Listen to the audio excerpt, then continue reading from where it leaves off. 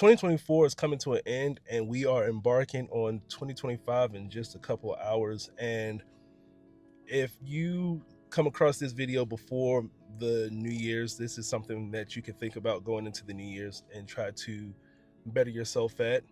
And it was possibly also meant for you to see this video prior to the new year. Now, if you see it after, that means God placed it in front of y'all to see at that specific time. You know, everything is not for everybody all at the same time. And I just wanted to go over generational curses. And are we as parents teaching our children about generational curses? Because I feel like there are a lot of kids or a lot of this generation right now that don't know the meaning behind the generational curse, what the generational curse is within their family. And it's come to a point where our children are really hurting. It's come to a point where our children are really hurting. Like I said, generational curses come in different forms. It could be that you did not grow up in a two-parent household. Now look back on that family line and see how many family members grew up without a mother and a father in the house. You know, maybe it's an addiction. What were your parents addicted to? And then look back on that line of family, that bloodline, to see what they were addicted to. Because these generational curses, they don't just come and attack you all at once. It's a slow process. And what happens is it'll slowly attack you. It'll go through your mother, your father, then it goes down to your kids. But we have to be the ones to say, okay, we're gonna break this generational curse.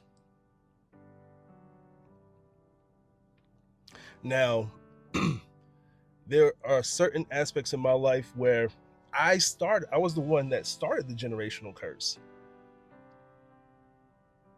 Like, I grew up in a two-parent household. But then I began having kids, not staying with the mom. There's a reason behind that, but those kids are now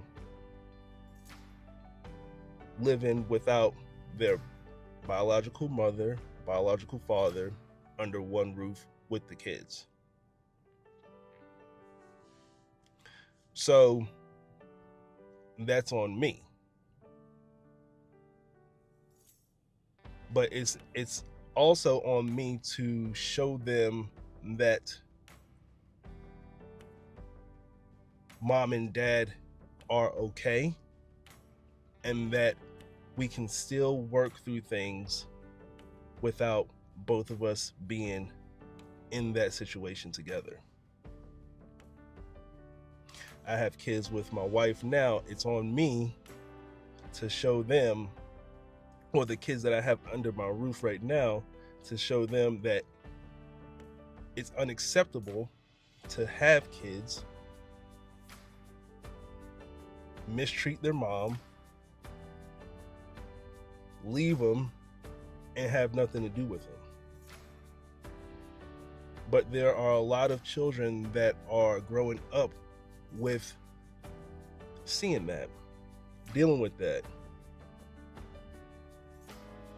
And us as parents, this is a lot. Us as parents, we tend to say, it's not so much the parents nowadays, it's the parents from a previous generation, where they would tell us, these kids, they don't have anything mental going on. You don't have anything going on. You have no headache in this world. All you have to do is just go to school, wake up, and get good grades or whatever, and do chores, and that's all. You don't have to worry about bills and stuff like that. But that's not the right mindset.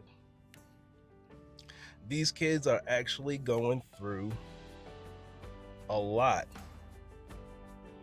mentally that we are just not, one, aware of. Two, we chalk it up as them not having an issue. But the kids these days truly have issues. And you have to be able to recognize that. And like I was saying before, that's a generational curse with telling the kids now, oh, there's nothing wrong with you. Suck it up. You have nothing to worry about. That's an issue. That's a generational curse. We have to cut the head of the snake off at some point in time.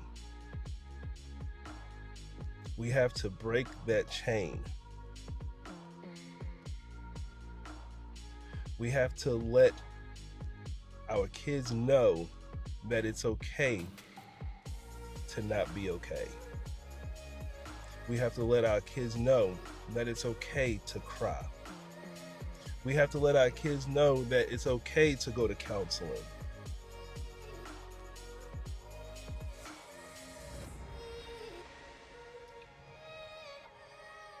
If not us, who else will it be?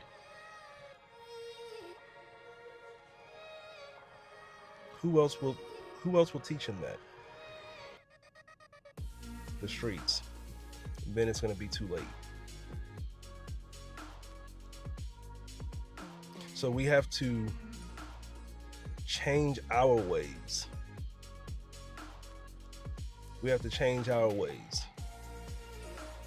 so our youngins can grow up to be better than what we are. That's the name of the game. Raising our kids to be better than what we are. But in order to be better, you have to do better. You have to do better. And that starts with working within oneself. That begins with breaking those generational curses so our kids can live a better life.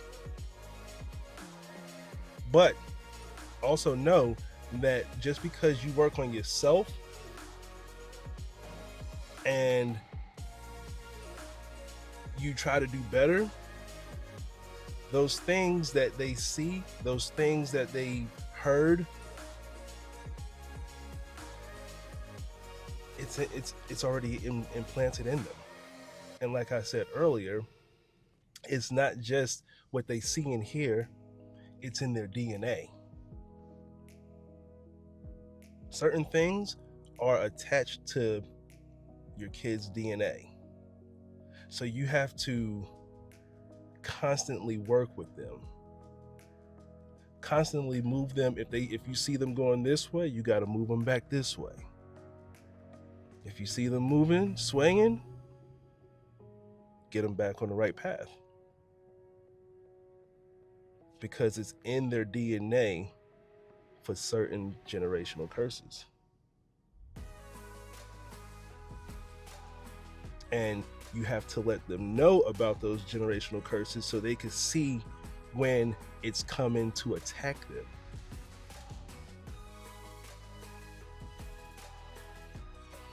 I can't tell you what your generational curse is. All I can do is work on me. You have to know what your generational curse is, identify it, and do something about it. I hope everybody has a great beginning of the year. I hope you all prosper. It's been a long but short year, if that makes any sense. It's been long but short. It went by so fast. But within this whole 2024, I know me personally, and I'm pretty sure a lot of people could, relate to this. It's been a roller coaster. I've been through a lot. I've been through a lot of valleys this year. Been through a lot of valleys. I've also been on a lot of hilltops. But we're here. If you're watching this, you're here.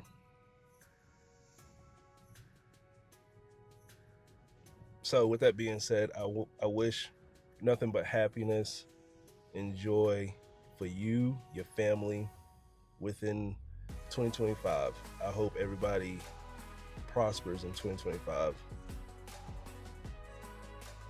And don't forget, work on yourself, do better. In order to be better, you have to do better. And we'll see y'all around. Peace.